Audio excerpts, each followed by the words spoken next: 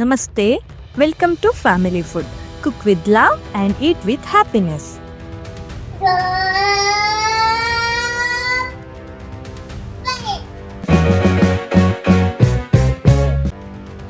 ಇವತ್ತು ಒಂದು special recipe ಮಾಡ್ತಾ ಇದ್ದೇನೆ.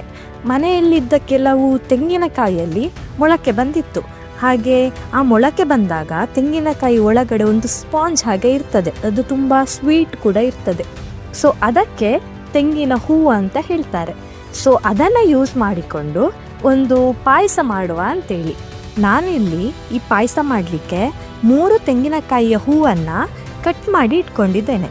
ಹಾಗೆ 1 ಹಿಡಿ ಸಾಗುವನ್ನು ಒಂದು ಅರ್ಧ ಗಂಟೆ ನೀರಲ್ಲಿ ನೆನೆಯಲಿಕ್ಕೆ ಹಾಕ್ತಾ ಇದ್ದೇನೆ. ಹಾಗೆ ಈಗ ಅರ್ಧ ಗಂಟೆ ಆಗಿದೆ.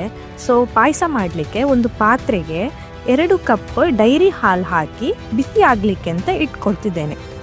ಹಾಗೆಯೇ ಇನ್ನೊಂದು ಕಡೆ ಒಂದು ಮಿಕ್ಸಿ ಜಾರ್ಗೆ ಕಟ್ ಮಾಡಿದಂಥ ತೆಂಗಿನ ಹೂವು ಹಾಕಿ ಅದಕ್ಕೆ ಒಂದು 1/4 ಕಪ್ ಆಗುವಷ್ಟು ಡೈರಿ ಹಾಲು ಹಾಕಿ ಒಂದು ನೈಸಾಗಿ ಒಂದು ಪೇಸ್ಟ್ ಮಾಡಿಕೊಳ್ಬೇಕು. ಹಾಲು ಕುದಿ ಬಂದ ಮೇಲೆ ಈಗ ನೆನೆಸಿದ ಸಾಗು ಹಾಕಿ ಒಂದು ಸತಿ ಮಿಕ್ಸ್ ಮಾಡ್ಕೊಳ್ತಾ ಇದ್ದೇನೆ. ಹಾಗೆ ಗ್ರೈಂಡ್ ಮಾಡಿದ ತೆಂಗಿನ ಹೂವಿನ ಪೇಸ್ಟ್ ಕೂಡ ಹಾಕಿಕೊಂಡು ಒಂದು ಸತಿ ನೀಟಾಗಿ ಮಿಕ್ಸ್ ಮಾಡಿ ಇದಕ್ಕೆ ನಾನೊಂದು 5 ಸ್ಪೂನ್ ಆಗುವಷ್ಟು ಸಕ್ಕರೆಯನ್ನು ಹಾಕ್ಕೊಳ್ತಿದ್ದೇನೆ.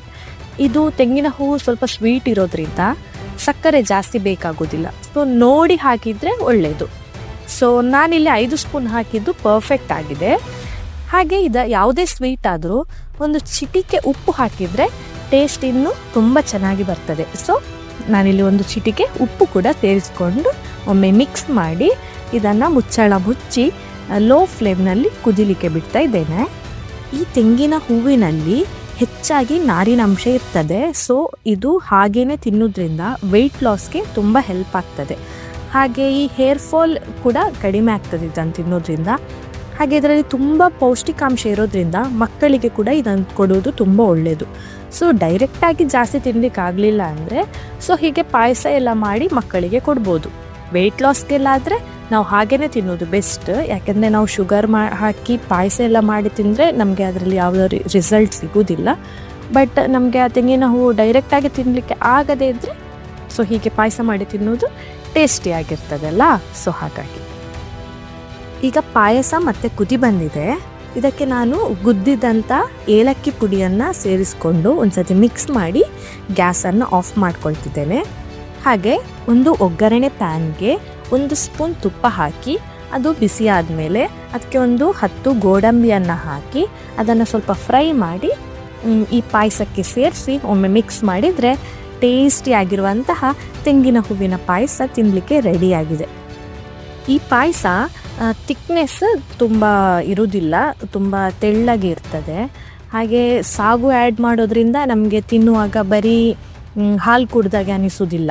ಸೊ ಮಿಡಲಲ್ಲಿ ಸ್ವಲ್ಪ ಸಾಗು ಸಿಗ್ತದೆ. ಹಾಗೆ ನಾವು ಫ್ರೈ ಮಾಡಿದ ಗೋಡಂಬಿ ಸೇರಿಸಿರೋದ್ರಿಂದ ಅದೆಲ್ಲ ತಿನ್ನಲಿಕ್ಕೆ ಸಿಕ್ಕಿದಾಗ ಇನ್ನೂ ಟೇಸ್ಟ್ ಒಳ್ಳೆಯದಾಗ್ತದೆ. ಹಾಗೆ ನಾವು ಈ ಪಾಯಸವನ್ನು ಟೇಸ್ಟ್ ಮಾಡಿದ್ವಿ, ತುಂಬ ಚೆನ್ನಾಗಿತ್ತು. ಹಾಗೆ ಮಕ್ಕಳಿಗೆಲ್ಲ ತುಂಬ ಇಷ್ಟ ಆಗ್ತದೆ. ಸೊ ನೀವು ಸಹ ಒಮ್ಮೆ ಟ್ರೈ ಮಾಡಿ. Thanks for watching. ಈ ರೆಸಿಪಿ ನಿಮಗೆ ಇಷ್ಟ ಆಗಿದ್ದರೆ ಈ ವಿಡಿಯೋಗೆ ಲೈಕ್ ಮಾಡಿ, ಶೇರ್ ಮಾಡಿ. Thank you.